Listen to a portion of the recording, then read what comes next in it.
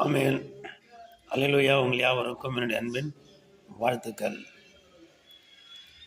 பாருங்க, நீதியை விரும்புகிற, பரிசுத்தத்தை விரும்புகிற, உண்மையை விரும்புகிற எந்த ஒரு மனுஷனும் எத்தனை முறை இடருண்டு கீழே விழுந்தாலும் அல்லது ஏதாகிலும் ஆணைக்கும் அடிசருக்குன்னு சொல்லுவாங்க பாருங்க.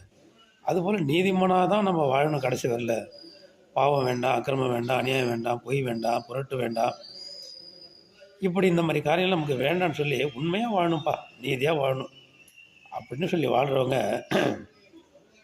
எத்தனை முறை சறுக்குண்டு விழுந்தாலும், பிறரால் தடுக்கப்பட்டு விழுந்தாலும், அல்லது சூழ்நிலை நிமித்தம் அவங்க விழுந்தாலும், சில கரைகள் சில குறைகள் வாழ்க்கையில் ஏற்பட்டாலும், அவங்க 7 தடவை விழுந்தாலும் மீண்டும் என்ன பண்ணுவாங்க? நீதியை தேடி தான் ஓடிட்டு இருப்பாங்க.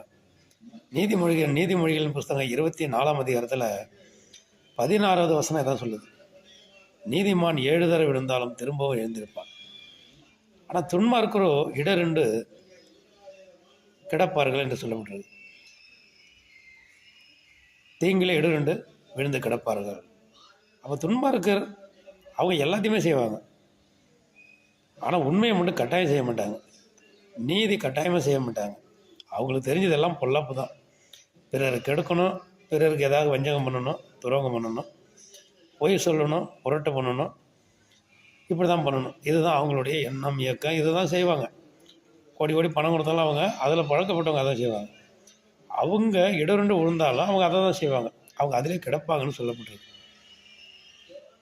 அப்போ 7 முறை விழுந்தால் நீதிமான் திரும்பவும் எழுந்திருப்பான். ஏன்னா நீதியை விரும்பி உத்தமமாய் நடக்க வேண்டும் என்று, தன் வாழ்நாள் முடியும் மட்டும் உண்மையாய் நடக்க வேண்டும் என்று விரும்புகிறவர்கள் சறுக்கல் வரும், சில பிரச்சனைகள் வரும், சில போராட்டம் வரும், சில நிந்தைகள் வரும், அவமானம் வரும், எல்லாம் கடந்து நமக்கு வரும்.